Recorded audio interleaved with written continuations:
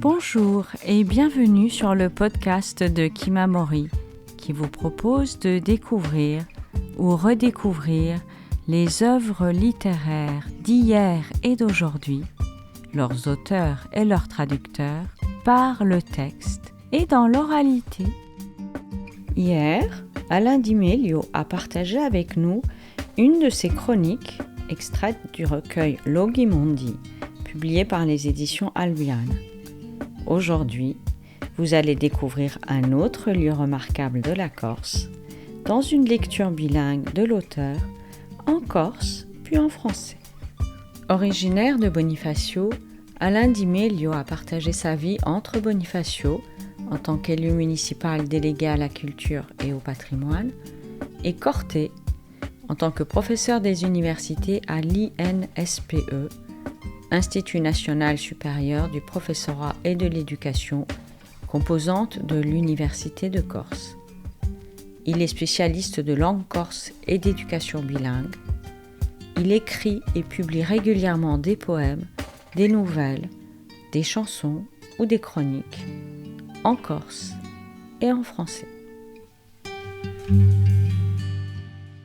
Rocappina e Cagna, l'ommu e Ulionu, fidoli di un tempo scalpidino. Ulion di Rocappina, aditta l'ommu di Cagna, tu mi guardi la marina e guardo la montagna. Ecco versi straconosciuti che mettono in scena due scodi famosi di usartinesu, uno animale e l'altro umano. Difatti, i due cantoni sono sovrapposti e figliulano tra mindui, forse uno dei più belli luoghi di Corsica. Uliò si mira in splendori di Accosta d'Arbaggio in Murtoli, all'imbucatura di Lurtolo, e l'uomo di Cagna, punto più alto di un circondo, vidi Uadincu da una banda e tutto Usuttano dall'altro fino a Bonifazio, i Bucchi e a Gadura. Una vista a tadauviato. A tempo ci potremmo domandare, sti due qui, l'uomo e Ulionu, quant'anni avarani? L'umano qui non ha fatto che da un uomo, a luoghi che sono spuntati in un buio di tempi e che sono stati scalpidinati piano piano. Allora, fem appena un punto senza pidà baragina. L'uomo di Cagna, Cuso Lionu, sono nati circa 350 milioni d'anni fa, d'una prima puntata erciniana. Sta parte granitica di a Corsica è a più vecchia. Un nord e a piadi orientali sono monda più giovani, posto che un anni che circa 100 milioni d'anni. In quanto ai sedimenti calcari che hanno dato i pianuri di Bonifacio e di San Fiorè, iddi sono proprio ziteddi, posto che potremmo situare in un terziario miogene con appena 20 milioni d'anni. Voltemmo al viaggio di l'uomo e di Ulionu. Al principio erano appiccicati a Provenza verso i monti di Lesterel. Durante un periodo di circa 300 milioni d'anni, i luoghi saranno frustati, scavati e carabonati dagli elementi. Ma fa che dopo l'idea separatista è spuntata a sto momento qui. Con la puntata pireneana e più tardi guida alpina, l'attività tettonica s'ha incattivì e sa Corsica granitica s'ha spiccata ai continenti e principia il suo viaggio in un Mediterraneo, che non è anche ben costituito. Strada facendo s'ha staccato di nuovo dalla Sardegna. Stracciaturi, vadi e monti saranno il prezzo a pagare, ma a tempo nasce l'isola che a capo di 8 a 10 milioni d'anni l'imparerà ancora in sto luogo davali. Un'ultima passata di erosioni di un quaternario finiscerà di scalpidinarsi bucci di granito, dando all'uomo di Cagna e a Ulionu uso aspetto. In su mentri so giunti l'omini di cari e di lingua ad ali usonomo. Moralità. 1. O separatismo si sa che duppi da uso tempo. 2. L'uomo rigagna qui so 350 milioni d'anni e o vero decano di Corsica, monda più vecchio che a donna di Bonifacio, una bardona di solo 9.000 anni.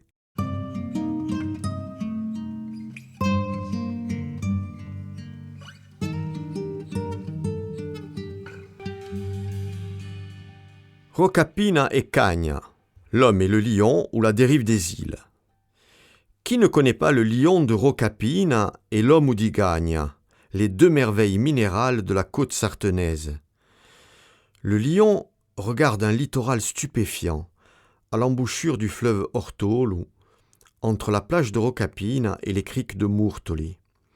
L'homme di Cagna domine, lui, d'un côté tout le Valinco, et de l'autre dégage l'extrême sud-ouest jusqu'aux bouches de Bonifacio et la Gallura. Un panorama à couper le souffle. Le vertige est tout autant temporel.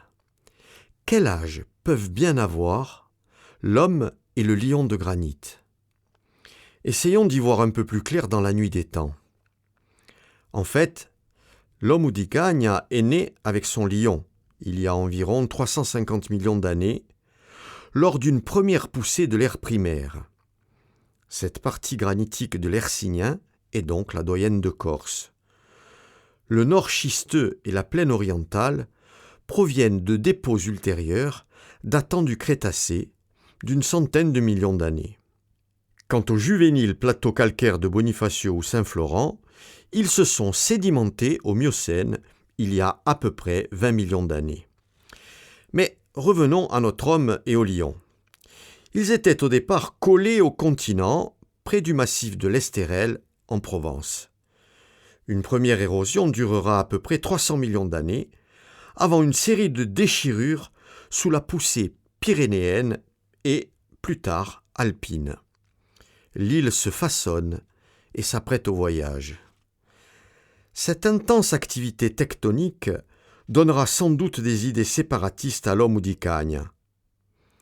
Car la Corse granitique va commencer sa lente dérive vers le large et vers l'Italie, tout en se séparant lentement de la Sardaigne.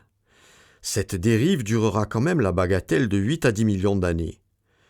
Tout ce temps aura permis au granit de se dégager d'une gangue plus fragile et de donner au quaternaire cet aspect en boule plus ou moins intact, variant les couleurs du gris au rouge selon la présence de certains minéraux.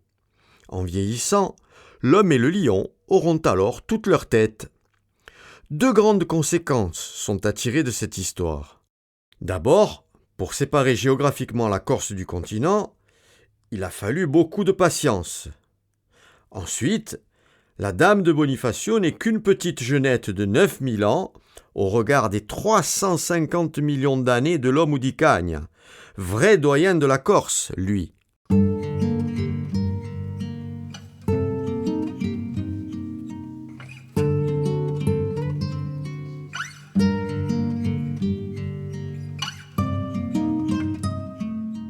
Vous venez d'entendre une des chroniques d'Alain Di Meglio, extrait du recueil Loghemundi, paru chez les éditions Albiane. Demain, vous pourrez découvrir un autre lieu remarquable de la Corse dans une nouvelle chronique bilingue lue par l'auteur.